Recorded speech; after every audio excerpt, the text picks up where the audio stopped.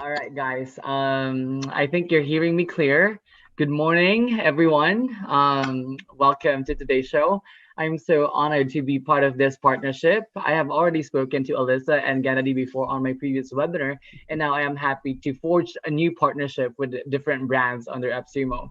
So allow me to introduce to you with each other, but first I'd like to read the guest speaker's information background. So the guest speaker is Allisa Lindo. She's 28 years old from Malmo, Sweden. She's the growth marketing manager of Brandbox and has previously worked in public relations.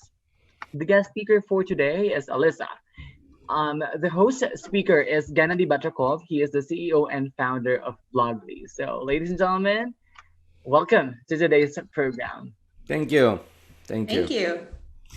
All right, Teresa, very nice to meet you. I've seen Brandbox, and I look at this. I mean, you are on the AppSumo, and Blogly as well is on AppSumo. So branding has always been the hot point for me. So branding, and I want to know a little more about branding. I guess there are many listeners who would listen this. They would like to know about branding. What is it branding all about? Why branding? How to brand? So we can go over this question. And also very important is content marketing and branding. So how they will work together. Sure. And at any point, feel free to stop me because I'm a bit of a nerd about these things. Okay. Right. So I think the first thing to talk about here is that people, a lot of people who don't work directly with branding, so, brand managers, marketing managers, and so on, they find the topic of branding to be rather intimidating. And I can sort of understand that because there's a lot of words that flow around in this space. There's a lot of vocabulary, and and I know that we as marketers don't often take the time to stop and explain these things to people. So people sort of go, okay, no, that's like a marketing thing, that's a comms thing, let them deal with it, without understanding that branding is a collective effort with a company. Because if you don't have a focus on the branding from the beginning of a company and focus on it throughout the cycle of the business, you sort of lose touch with the main points of communicating with your customers. Yeah. So to summarize, branding is what your customers understand about your company. It's the look, it's the voice, it's the tone of the company, it's how they understand what it is you have to offer them and what they can expect from you. So I think this is sort of the easiest way I can introduce people to the idea of branding and its value to the business, because it's not just something that you think about when you hit a certain employee size. This is something that you have to constantly have. You don't have to have tons of brand assets or like tons of documentation and things like that, but you do need to have a branding mindset from the beginning of your company. Now, the very next question that very important that I always think, okay, when I starting out, I'm small. Do I really need branding? How the branding works for me? Maybe like when I was starting, I said, okay, I'll think about branding when the time comes. Now I'm having two important tasks right now. So I need to do my software. I need to do the features and everything. Think about what to give a suggestion to those people like myself. I spend a little more time now of the branding when I started on the Blogly, because I've done 7 apps before Blogly, and trust me, I've done so many mistakes. So, and we're gonna talk about errors and mistakes as well. So, what would be your suggestion? Right. So again, this is why I say that branding is it's more than just your logo, but that's sort of the thing that people associate most clearly with branding. So if I look at a logo for a company, what does that logo tell me, right? Yeah. If you want to back it up even more, the first and the most important question you want to ask yourself is, what is it about my company I want people to understand? So I'll take you through like Brandbox, for example, and our journey is a little bit different because our team already comes from a branding and marketing background. So this was already like top of mind for us. So if you look at our logo, for example, it's like the name of the company itself alludes to what it is we want people to understand about us. So Brandbox is brand documents put together. Brandbox. What do we have to do? We work Okay. with branded documentation. So like that's one way to think about it. If you look at the logo, it's a paperclip in the shape of a bee. So it's like, hey, we're all about organization. That shows up in the brand material that we produce. Sort of like this idea of what is it I want people to understand about me, and how do I put that into the stuff that I'm producing? And branding matters for things like your software as well. I know we're going to talk about content and stuff like that, but Yeah. I think sort of one of the things I go super nerdy about is that when you're building an app or any type of software, the way that you write things inside of your software also is part of branding, because it helps people understand, oh, they're speaking to this type of audience in their app and in their, out of app communications. The type of language you use, that's also part of branding. And so I'll put it this way. You're probably already thinking about branding, but in a different way. Yeah. Yeah, true. So there's a lot that goes into branding, but it's just, I think as marketers, sometimes we don't, as I said, we don't stop to help frame this better for other people. So we sort of keep it as our own little thing, like, oh, this is mine, like this is my territory, go away. Yeah. I think that's the wrong way to go about things, because we're all already talking about branding, but we're just using different vocabulary and different ways of understanding things. Yeah. Many people think, and of course myself, I think that branding starts with very first impression that you give on a homepage. So if you can give a few points about your homepage, when I look at this, of course, the image, what your message you're going to say, your font styles, your colors, your layout, is everything tells me about your brand. And of course, what are you trying to say? For example, on this one, what also was one of my biggest thing when I was working on a homepage. I was just thinking, what the first about the fold, what should be there? So can you explain a little bit more about, on your perfect example, looking at your homepage, can you give more details about that? Yeah, absolutely. So the first thing I'll say about our homepage is, and this is also another thing about branding, we're constantly revisiting things. So the homepage that you see here is not the homepage that you would have seen at the beginning of 2020. We've changed it completely. The other is we wanted to, a big thing in our brand guidelines is like make bold statements. So top you have save time searching for brand assets. Like that's our bold statement. This is our value prop to help you save time. But we also wanted to keep things like really simple, so you can focus on the bold statement, because simplicity is a core part of what we do. Yeah. The image itself that you see there, there's actually a lot of debate that went into the. Yeah, you can tell me a little more in details, because I don't know. I have my kind of hunch. What is why and what and what you were saying, but you tell me about that. Right. So the first thing is we wanted it to seem a bit more open and inviting, because before we had a product shop, which wrong with that. That's fine if you want to have a picture of your UI. It's just to show people immediately what they're getting themselves into. But we wanted to show people that, we're interested in the human side of things. We're interested in the user and not just, the software. Yeah. So another one of our brand guidelines is be user friendly always. So this is, we have this smiling woman, and, she's got she definitely has this feel about her, like she's easy to, sort of work with. She's got her tattoo. So it's like, we're not traditional. It's There's a lot of debate. Yeah, instantly I have a question. Should I change that? Should I also rework my homepage? Because my homepage, of course, shows the software. Okay. You just pointed out, of course, optimism and the smile, always work and always will be there. The top priority for people, because it makes the good association and good relationship. The software, sometimes it appears too cold and no emotions. So yes, putting a person there on a page is the key, right? And this is something my colleagues can tell you. I've been very passionate about this. I remember going into a meeting when we decided to redesign the website. I remember saying we need people, and I don't need to just see an outline of a person. I need to see a face, because if you're making this for me, I wanna be able to connect with the software somehow. I need to and the value prop immediately, and I need to sort of imagine myself using this software. So it's that's sort of what we went into this thinking.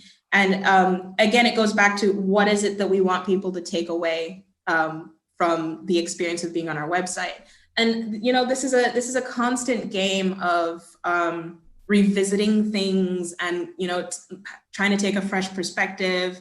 So there are certain things about the page, like the text itself, that will definitely change as time goes on and as we evolve as a company. But the primary things that you see there will be the same. The people focus, the fact that we want you to connect as a person and as a user first before you go into the understanding of our software. So these are the things that we prioritize as a team, because we think that this is what our users will take away from the experience. And I think having that conversation with your own team is always a great place to start. So if you just highlight, like, these are the things we want people to take away, if it's 2 or 3 things, and then going from there and saying, okay, how does our existing brand assets or existing website, how does that reflect the things that we have just discussed? And you keep that as a conversation. Branding is a conversation, and I think that we don't say that enough. How would do you think, what kind of errors and mistakes people make from beginning when they start on a branding? What do they do wrong in a lot of cases? But of course, everybody has their own problems and own things that they can improve. But tell me, what the most common things? Yeah, so I'm so glad you asked me that question, because this gives me an opportunity to go really deeply. I think the first thing is that no one really owns the branding, especially in smaller teams. So again, it goes back to the idea that we have to hit a certain size before we can really focus on this. And I think you miss out on a lot of opportunities in that case. And something that we've really embraced is having our users be part of the process of developing our brand. So sometimes in conversations, I will ask, like, so what did you think about this? Or did you like that presentation that we did? Or what did you think about that? And they can sort of give you feedback on that. But yeah, no one really owns the branding in smaller teams. So you don't have someone to go to say, yeah, we need to revisit how this looks. We need to think about what this is like. And you don't have to be a branding expert. You just have to be someone that's interested in following the evolution of your brand. And I think that's also what makes things intimidating for people, because people think you need to have a certain amount of knowledge to be able to do this. But really, it's just you have to have an understanding of the company and where you want to go. And another thing is that people try, and if you have the money to hire like a branding agency or a marketing agency. Well, it's kind of hard. It's kind of yeah, I know, it's quite hard. But if someone were to have the money for that, you happen to be among the privileged few. Oh, that's the question now. What do you think? What's the budget should be for those things? See, now this is the thing. There's really a set budget, and I'm speaking at this as someone who comes from the agency side as well, because are you talking like enterprise? Yeah, enterprise can open a wallet, no problem. But you're talking, exactly. Yeah, but you're talking about small person. Yeah, but small businesses don't have the money or the budget. Small. But I have only a few people. So for me, a small team, of course, I'm looking at every possible penny. What do you recommend as far as, looking at the budgets and looking at the best, let's say, direction to spend money? Of course, branding is big. You're talking about everything. It's not just about logo. It's not just about colors. Is there any way to cut the corners and say, maybe get some essence of the branding? Even if I would hire someone, would it be like the whole blown branding work, or could be like certain things could be trimmed out and say what should be done? Right. So I think the first thing is when it comes to the actual graphic assets that you're working with, those are really important. So if you don't have the in-house capabilities to do things like your logos, I was going to say images, but the truth is you can actually do a lot with stock photos. Unless you have personally, yeah. I hate stock photos. So I know they can be. I think the mistake a lot of people make with stock photos is that they use the same ones over and over. So you keep seeing the same stock photos quite a lot, and they can be quite fake feeling. But the thing is, there are quite a few. I'm trying to remember now. There's a few new ones, and I know that AppSumo actually has had a couple that they have had deals with recently, where they have stock photo banks that are a bit, niche, very specific. So that may work, but you can get a lot out of stock photos if you are sure to not use the ones that. The one I keep seeing everywhere is it's like a party photo where it's like a group of women standing around in the outdoors somewhere, and they're holding like what do you call those? Oh, I can't remember the English word for them. But sparklers, that's it. But yeah, so they're holding sparklers, and I have counted now in the last month. I've seen that photo in 5 different websites. So yeah, it's very common. Very common. Yeah, but if you're not doing product photos or main image photos, elsewhere in your branding you can mix stock photos. But when it comes to your graphic assets, you definitely need to pay attention to those because you're going to be using those a lot more than you realize. So things, and I know that this sort of comes off as quite self-serving because this is exactly what Brandbox works with. But as coming from an agency perspective, when you build things like your website, you need a high quality logo. You need the high quality graphic materials, and you need your branding guidelines to make sense. And I think these are places where you really don't want to sort of go for the lowest from an agency, because those are the things that are going to represent your company. If you want to save money on like a website, for example, there's some really good no-code options. Webflow is one. So if you have an idea and some like graphic knowledge or like web design knowledge, definitely just, try and get a good landing page up, something to work with. And then down the line, you can bring in people who have a specific expertise. So maybe look into those as an option as well. And I think it's, I would say the graphic stuff is the stuff you really don't want to See, maybe I started with like kind of too early with this question about the budget, because it probably should have been the last one, but it's okay. You can forgive my ADD. I'm going sometimes too much. No, it's fine. It's fine. I think it's good because you're keeping me on my toes, and I like that. So I'm showing right now my website. So believe me, I spend a lot of time figuring out what to put there and how to make this as a more like a branded.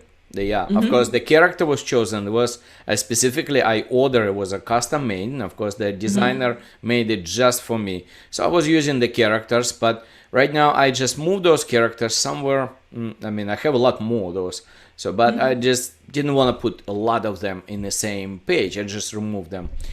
This is my best shot after years of trying, believe me. And I know I'm still not perfect. Again, this is not an easy, but at the same time, can you give me a few points here, so on the top? So what I could improve? I understand that showing the people may be a great idea. Is anyway, do you think that replacing the custom made image with the image of the, say, smiley person, will it work for me? What would you say? So let me ask you a question in response to the question. What do you feel that custom image gives to your customer? Do you think that helps reinforce that bold statement that you have there? Yeah, let me tell you just a few words. Okay. Bloggly is a content marketing platform, content management, so and a content creation. It helps online business to create and manage the content. But not only that, our final goal is to create a marketplace for the ready to sell content. So this is what I'm trying to say. So you create the articles, you create your content, and you deliver it to marketplace.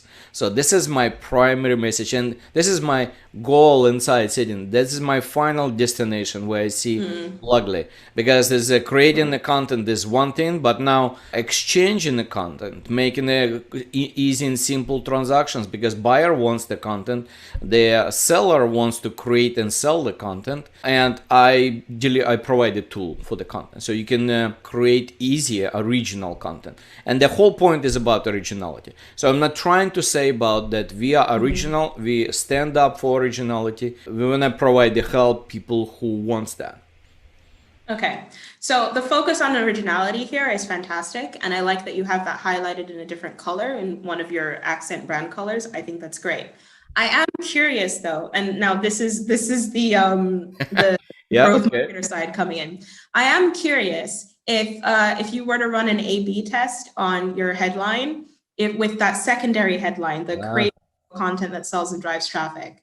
I wonder if that would work as well. That's just my curiosity. But just from a purely branding perspective, I think the sparing use of your accent color, pink, I'm guessing that is. It's not pink. I'm sorry. It's not pink. It's no, sorry. My screen. Sorry, I have to be honest. My screen resolution has gone weird the last few days. So. Yeah, it's kind of, I don't know how to. Yes, it's fine. But it's a great color. It catches your eye, and it draws me immediately to the word original in both areas. And you also have it for increase your website traffic. So my eye is naturally following those things. Therefore, that's the information I'm taking away from this. Okay. I think you could go a little bit bolder with your image that's next to the word there, because I can see like the marketplace is reflected in the fact that, you know, your cartoon person is. Yeah, but I'm not sure. I already was told that maybe marketplace is too big for me. Maybe I shouldn't focus on that. Maybe my direction should be just having a software that only with the content, don't get into marketplace. I've been told many times, so it's okay. Yeah. If that's the direction that you are taking your customer, then there's nothing wrong with showcasing that immediately as soon as they get on the page, because that's a piece of information for them, and they're like, oh, interesting. I do think you could go like a little bit bolder with that image, like maybe I don't know, adding something else there just to sort of spice it up. But this could again, I'm also just like yourself. I'm into simplicity, so I'm just trying to keep it as simple as possible. You know what? Fantastic. So my input here, as someone who comes into your website, is that I can see where your focus is as a business, and I can understand that focus quickly by seeing the page. So I don't think you need to do any heavy changes here, and I like that it's clear. But again, like for you as someone that is focusing on the branding of your business, these are the questions that you sort of ask yourself each time. So whenever you hit, I've said this a couple of times before, so anyone who happens to be listening to this, as well as the previous website I did with will hear this.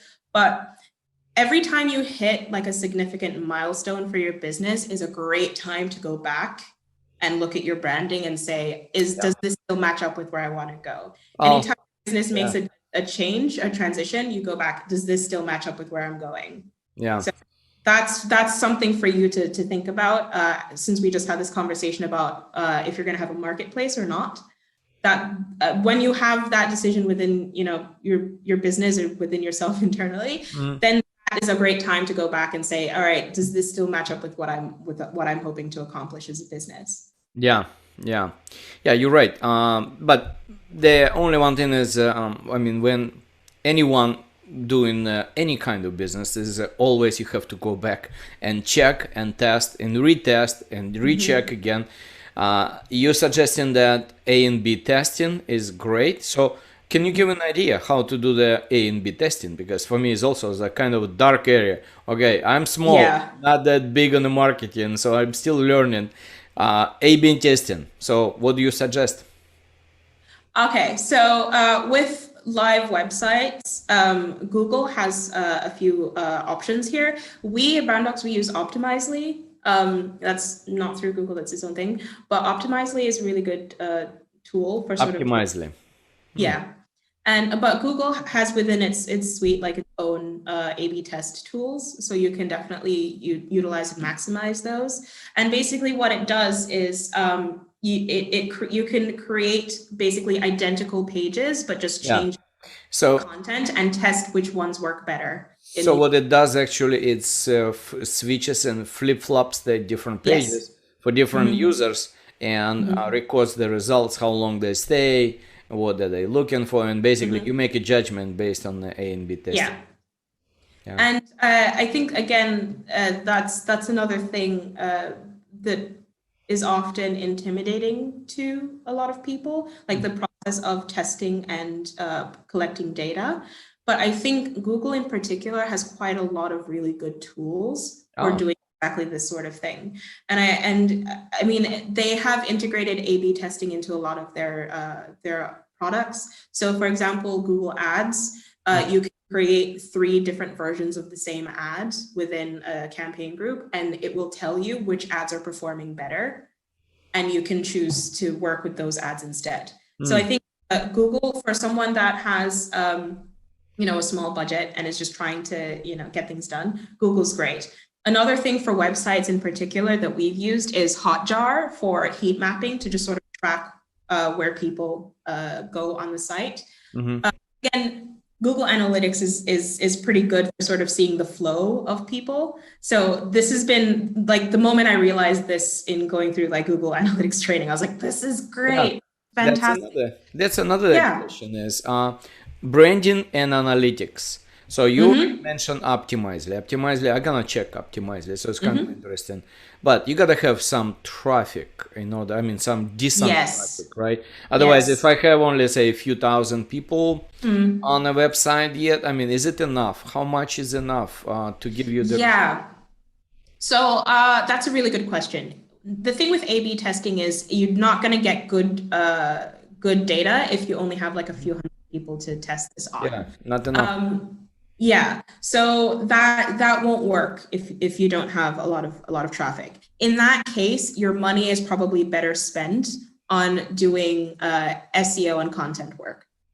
And that is where you're gonna, I mean, it takes time because SEO is not a quick fix. And I try to, really push this. SEO to get results, you're talking in terms of months, not weeks. But really just do some SEO groundwork. What keywords are you focused on? What are some easy wins? So we have this concept of low-hanging fruit.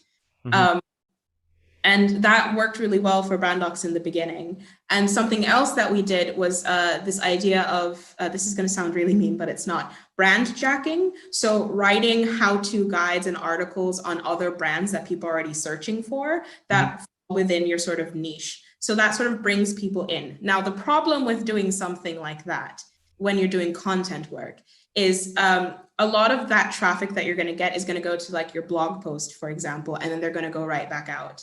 So you need to figure out a way to sort of keep people in your website, and sort of pull them through to another page to get more interested in the content that you offer. So that's one thing with content marketing.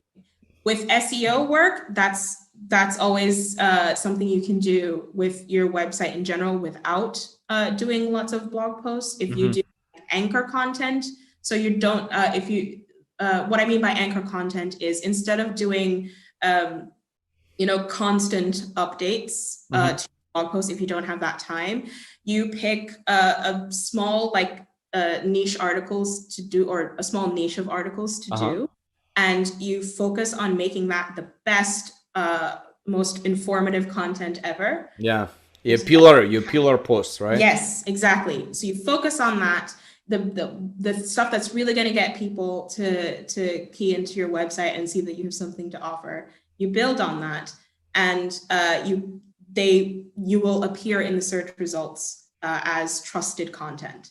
So I would say for a lot of people, even though SEO is something that we've been talking about for 10, 15 years, for however long, people there's still so much room to win in SEO because it's not something a lot of people are focusing on, even though we talk about it all the time.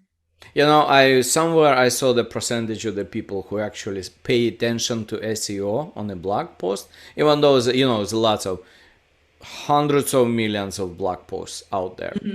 So to compete, of course, you have to outsmart, you have to outperform, you have to outwit. So all of this is important, and the SEO plays huge part.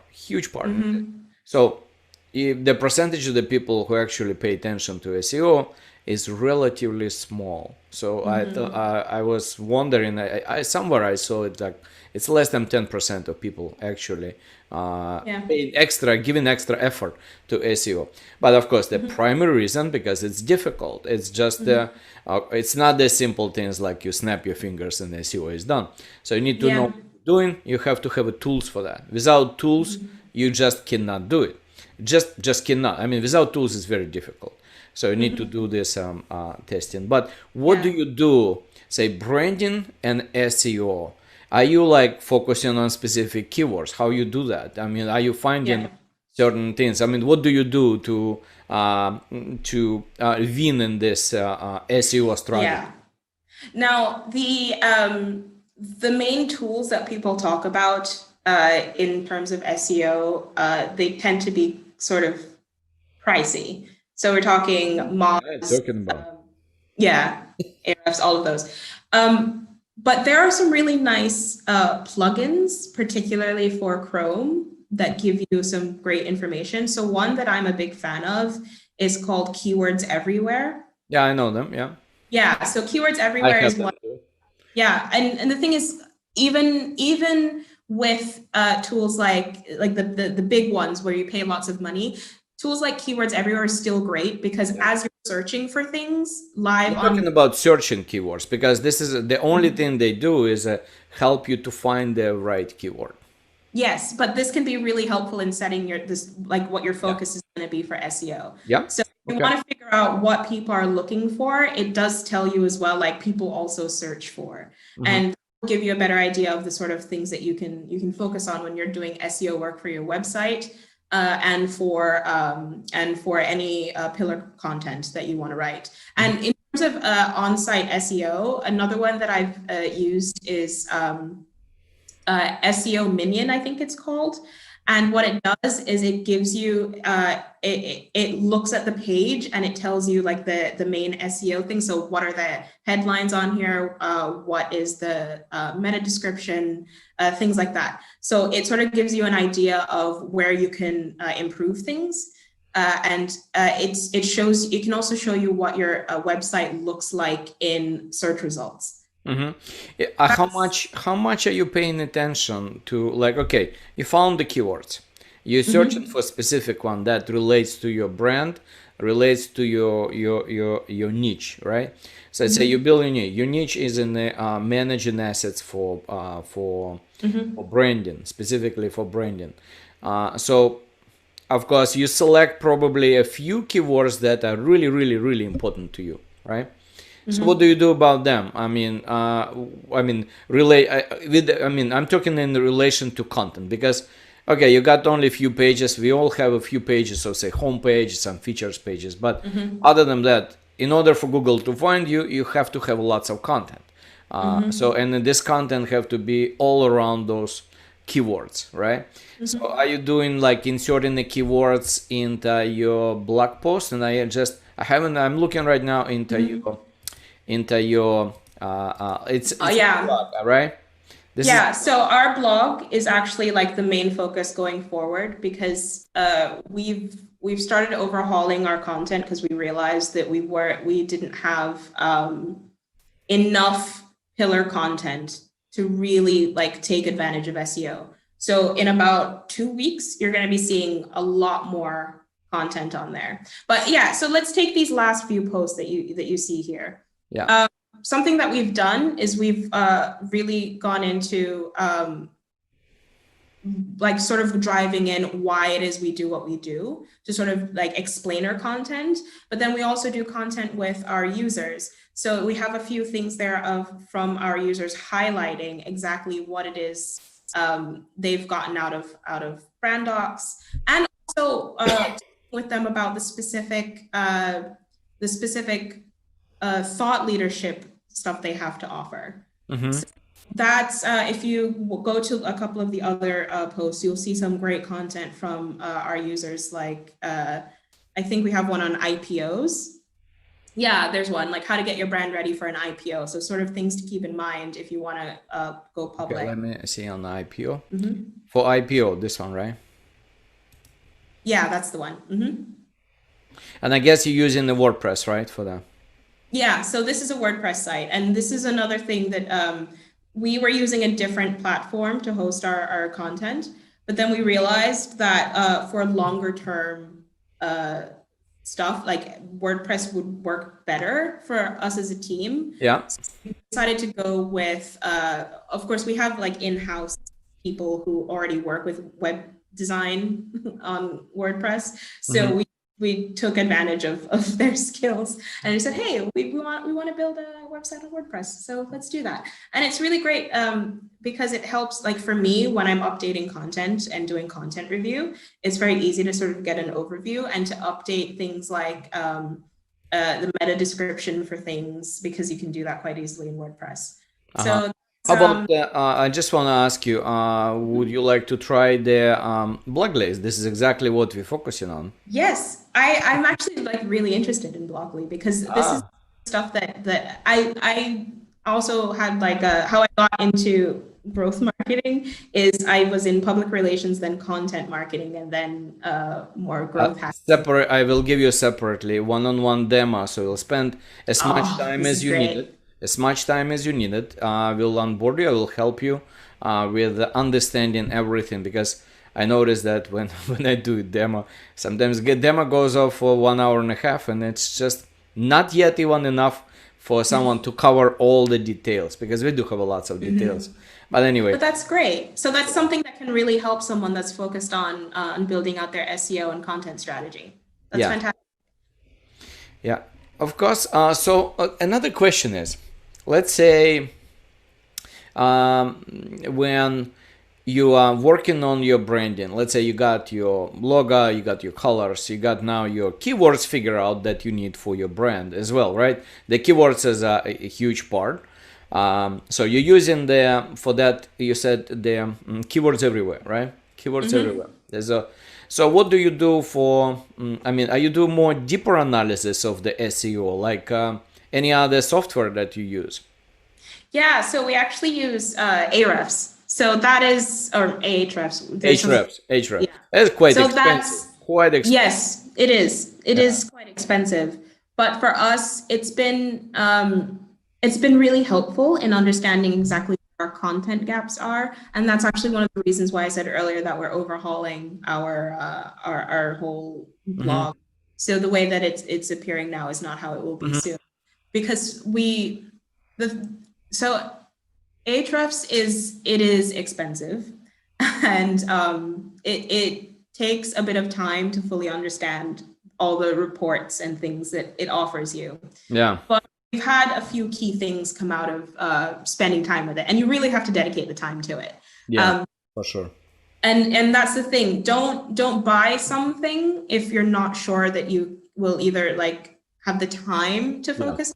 So I'm not gonna sit here and tell anyone listening, definitely get Ahrefs. It's like, get it if you have the time and resources for it. Right. Yeah. What's the point? Yeah. If you don't. Yeah, it's a waste of money otherwise. So we've gotten they have really good content gap reports, so we can compare ourselves to competitors, like people within the same space as us. Yeah, they're good about them. They're ranking for, and ones that we like they're ranking for, but we are not.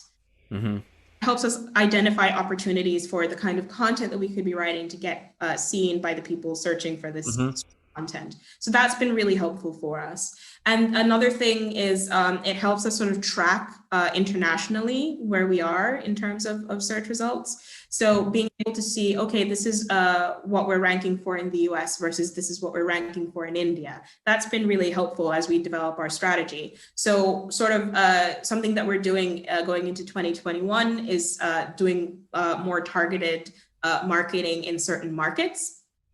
And Ahrefs has been fantastic for this in terms of how we develop our content going forward. So we know that like our content will rank differently in different areas of the world, depending on a number of factors, and understanding those factors has been really helpful in developing our long-term content strategy. So that's why we chose to invest in something like Ahrefs. But again, this is not for a smaller. I mean, we are small, but we are an internal startup, so we didn't go the normal startup route of typical businesses. So we do have a little bit of capital to back us up when we make decisions like this. Okay.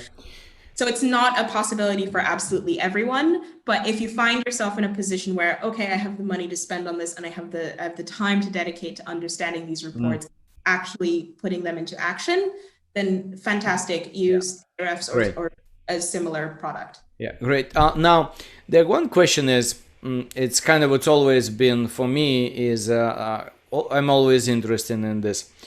When I write the content, and I start writing the content myself, this like a couple of years ago when I realized how difficult it is. This is why, and this is why I created the bloglet to help myself first.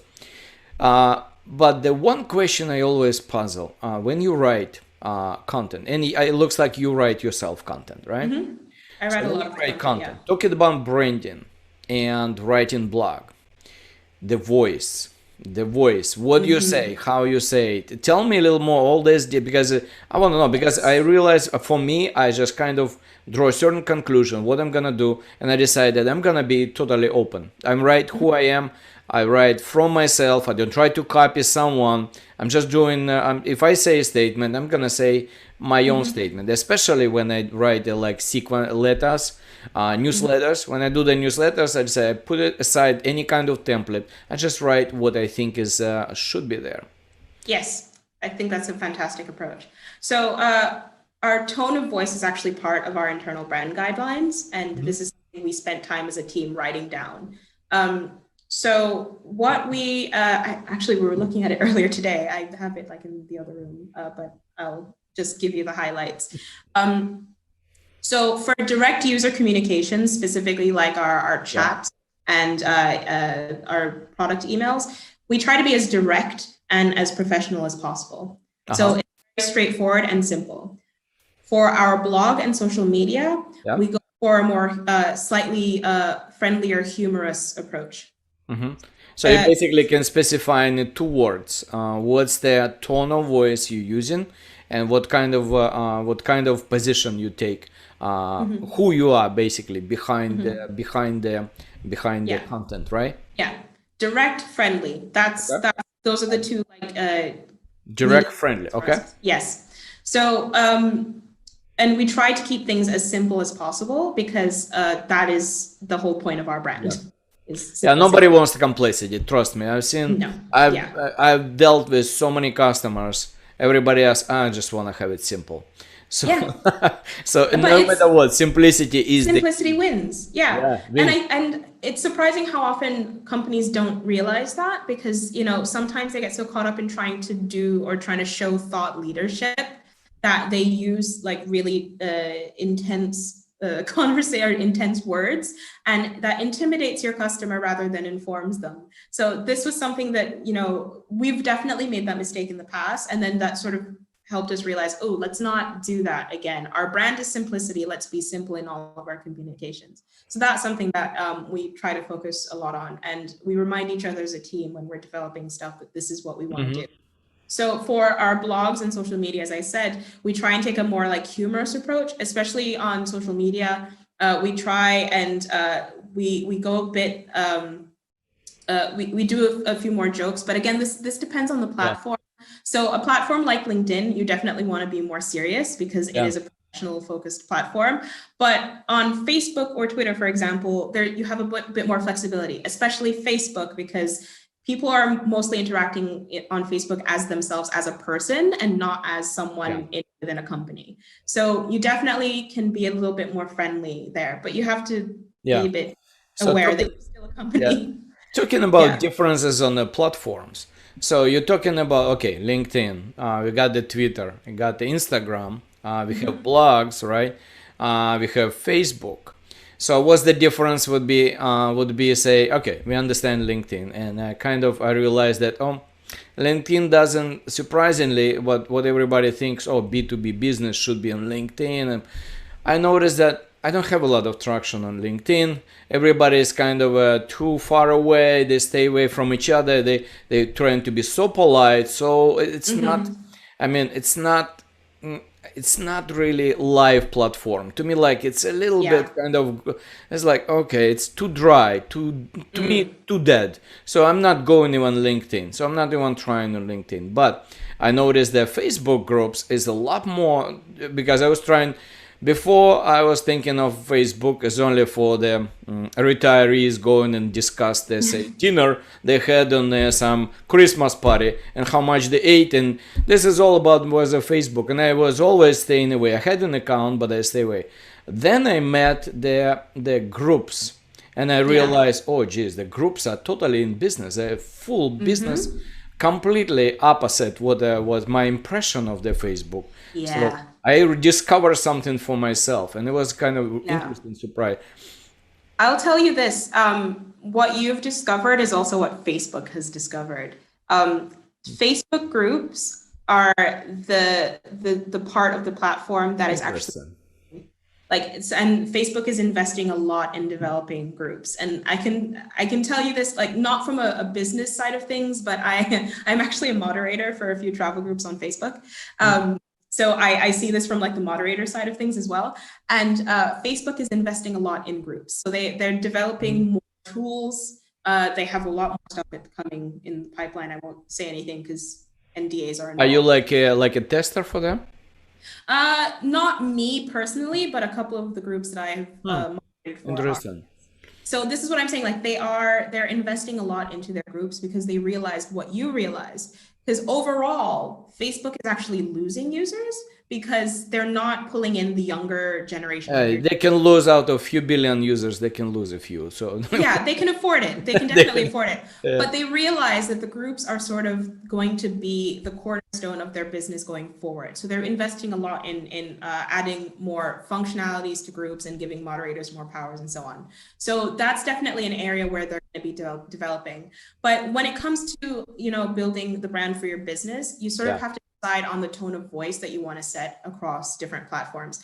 And I'm just going to say really quickly here that just because we're talking about Twitter, Facebook, LinkedIn, and all these things, it doesn't mean that you have to be on all of these platforms. If you go into social media, choose the platform first that you feel like your users are going to be on, and one that you're the most comfortable on, and focus your energy there. For example, we don't use Twitter as much. Like, we have a Twitter account, but we haven't used it in a while because we just didn't have the resources, like the time to invest in LinkedIn, Facebook, and Twitter. So we made a decision: no Twitter, Facebook, and LinkedIn. Same here. I cannot do it all, and many people actually don't. Whoever is hearing right now, I can guarantee 98% probably say, "Oh, I just got no time." And okay, I only have a time maybe for one platform, and maybe I can just put my efforts. But doing everywhere requires today. If you want to succeed in anything today, you have to like zoom in and focus your energy. But you cannot zoom in on a number of, say, 10 different platforms and try to spread in your efforts. It just doesn't work. It doesn't work. But I will say this, something that we found that works on LinkedIn is actually more personal posts. So we posted, like, our most successful post on LinkedIn so far. You're still on the success. You're probably the first one I see. Yeah, I know. No, but this is the thing. We have over 400 followers for our LinkedIn page, which is it took off this year for some reason because we were at like 60 for a while, and then we started posting more, and and that helped. But one thing that we did was we posted a picture of one of our like team development meetings. So it was like our two co-founders having a discussion. Okay. So just like we do right now, we openly yeah, exactly. So we posted that, and it, you know, it got so much, it got like a bunch of likes and hearts, like reactions, and people going, yeah, greatness in progress and things like that. And people shared it. Yeah. So it was, I'm finding that with LinkedIn, even though it's a professional platform, and that is the tone that we use on LinkedIn, the more behind the scenes content definitely gets a lot more attention than the super formal you know what I noticed that works, and actually it's for me working, that I stuck with originality and just want to be original everywhere. So even if you, even in a news feed, even if you just doing something that you want to post something, so just try to be yourself, try to be original. Don't try to be someone else. That's important. So if you try to get in the content, if you try to be someone else, it's not gonna work. And that goes across the board for everything that we've discussed today. And I think that is, I know this is one of those things that you feel like everybody knows this, but because branding and marketing can be so intimidating, a lot of people end up trying to copy what others do. Exactly. It's always a bad thing, because sometimes you can learn a lot from seeing what your competitors are doing. You can definitely learn a lot, but the key is to learn, not imitate. Yeah. So if you learn as much as you can from, say, your 3 closest competitors or the people closest in your space, it also helps to think, what makes me different from them and how do I capitalize on that? That goes for your branding, marketing, everything involved in your business. If you can show how you are different from them, that stands out a lot more for your target audience than trying to do like a really weak imitation of something.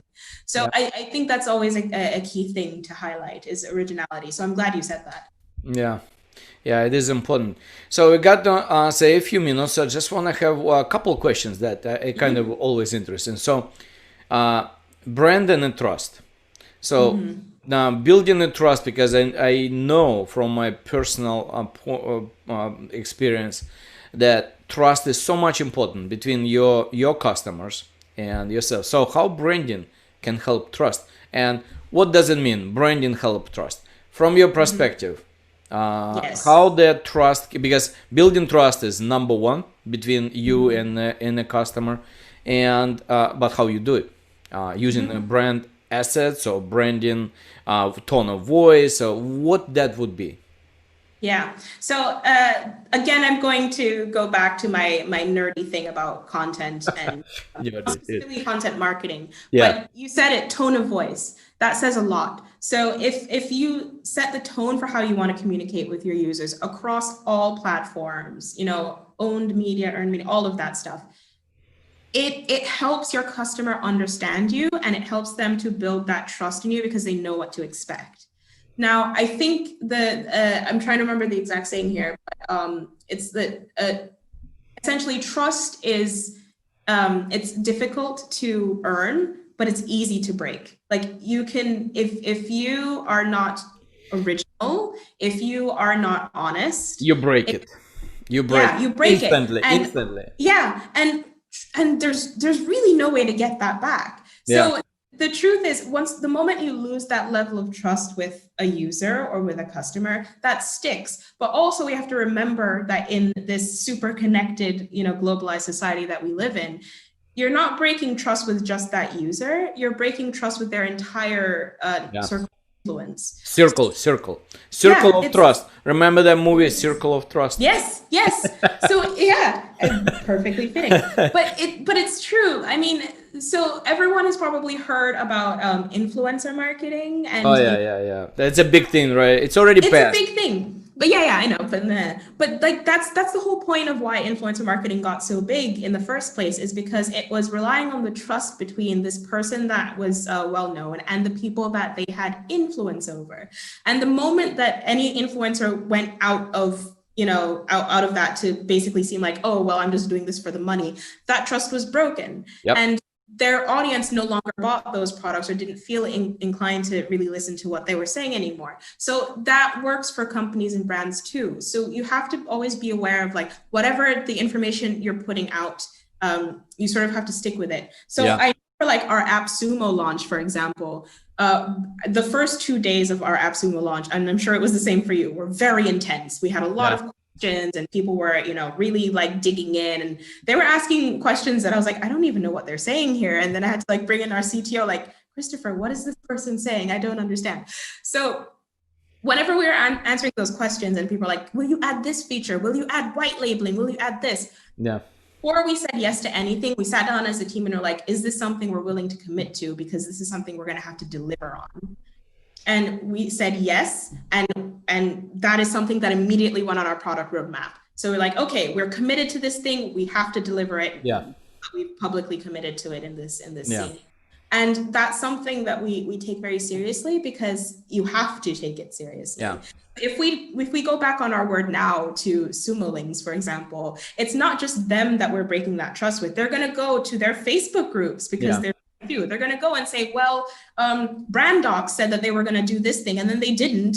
And then everyone that sees that now has no faith in us as a company. Trust is important. As soon as you break it, it starts from within. It's gone. Yeah, starts from within. Actually, if you you have to commit yourself as a person that you stick to your word. If you stick to your word, sometimes there are no situation. Like right now, for example, I don't know what to do. I'm gonna announce now that I told about, say, Black Friday discount, but I didn't realize that this discount may potentially violate my agreement with the AppSumo. And I'm kind of I puzzled. So right now, just okay. So what I'm gonna do? I'm gonna come out and I'm gonna tell up front exactly what happened. And I'm gonna say that. So if I cannot give certain things, even if I would, if I wish and I wanted to, but because of it, just violates the agreement. I have to come out and say that. Yeah. Now, one more interesting question. So, uniqueness. So. Every business is today to survive, it have to be unique in something. So unique in the way they portray themselves, who they are. Because today is a winning the competition. You have to be unique. Unique in what you're saying and what you're doing. It could be your software, could be your service. That provides some kind of uniqueness. It have to be there. How you deal with it? I mean, how you make a brand and tie up with uniqueness? What would you do? Have you thought about it? I mean, how would you address it? Right. So for us, our sort of unique offer is because we're focused on brand assets, but for small and medium-sized companies. We don't have the enterprise focus, like large enterprise focus that you see from a lot of our more mainstream, more well-known competitors. And this for us is very important because it helps.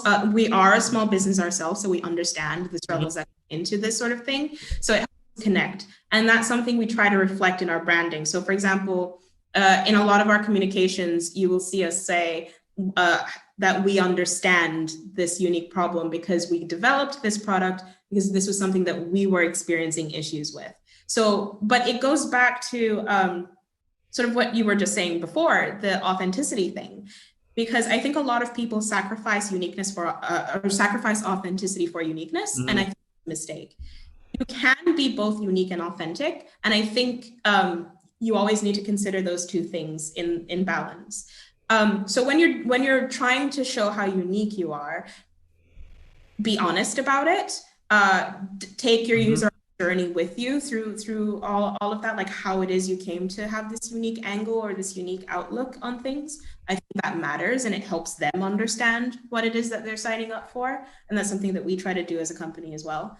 And you really need to understand that being unique does not mean that you have to be just wild and crazy. Be authentic. Be authentic gives us some kind of already perspective of uniqueness there. And it goes a long way. It really does. And I think just have open and honest communications as you go through the process of developing things like this. It says a lot. And unfortunately, as you just said, a lot of companies and businesses don't consider that. So Yeah. that would put you There far are a lot ahead of the teams game. they're trying to see their competitors, they're trying to imitate, and it's just not working. Not working. No, it doesn't work. So stay And authentic. it Stay stay authentic. authentic. Yeah. That's the mission. That's what we're talking about right now. Stay Yeah. authentic. And I you think will it's a great way develop to a go. brand. Brand takes time also. That it's not just like one day and you got it. Yeah. Okay, here's my brand. No, the Yeah, brand that branding is a conversation, and yeah, it's always ongoing. And it doesn't have to be pain in the butt. It is something that you can establish in the culture of your company from the beginning. It's just culture. about the brand.